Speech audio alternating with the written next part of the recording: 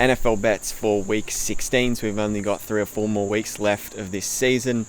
Quickly review last week. Firstly, the underdog, that was a really good hit, picking a couple of outsiders in the Bears and the Cowboys. Bears were able to run the ball all game long. Vikings secondary was really poor at slowing down that rush. Then the Cowboys, they were coming up against pretty injury-riddled 49ers, and they were able to get the win at home, put us up 5.5 units for that bet.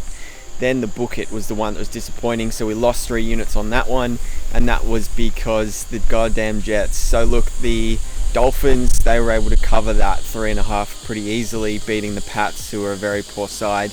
But the Jets, man, to think they would not only score more than 13 points, but they'd actually go on to win the game, and the fact that it was against the Rams in LA, that elite defense, whatever. I mean, if I'm going to lose like that, so be it. So the Jets will not have an 0-16 season. They get their 1 win, potentially puts them out of the race for Trevor Lawrence, which is very funny. And so that puts us, for the week, plus 2.5 units. So we've clawed back the deficit just a little bit to 7.3 units. We're down now as we head into this week. So for the underdog, we're putting up 1 unit to win back 7 units, and that's pure profit. First with the Niners. Yes, I know they're injury riddled, but I don't trust the Cardinals. I don't trust Cliff Kingsbury. Worst case scenario, I think Kyle Shanahan will be able to put a game plan together that can cause an upset.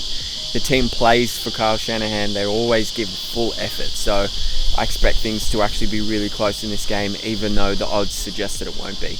Then with the Titans against Green Bay, if anything's been proven with the Packers, it's that they aren't good against physical football teams. They didn't show up against the Vikings. They didn't show up against the Colts. And they're just a couple of teams that are physical. Well, you can add Tennessee to that list of teams that play really tough. I expect them to come in and run the ball quite easily on the Green Bay Packers. It's just a matter if their defense can hold up against Aaron Rodgers and that passing game of the Packers. But I'm going to put my faith here in the Titans to cause a bit of an upset. So go with those two because the odds are quite juicy. And then the Book It, I'm putting up 2 units to win back 5.3 units. We're going firstly total points, 54 in the Tampa-Detroit game. I'm taking the over. It's indoor, so it doesn't really matter about the cold weather in Detroit. And the Tampa Bay Buccaneers love beating up on worse opponents. They put up huge scores, just a couple to rattle off, be it a Carolina, be it a Vegas Raiders. And the fact that it's indoor, that only adds to it. So I expect Tom Brady and the Bucs to go big. And look, if Matt Stafford and the Lions also kind of match it, that's awesome. But I still think even if the Bucs win in a blowout, it'll still cover that 54 total points quite comfortably.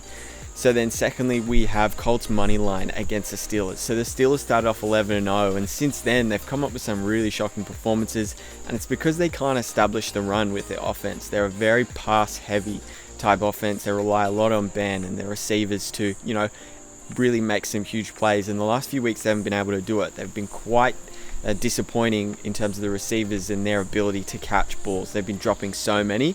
And look, up against this Colts defense, they give you no freebies. You have to earn everything.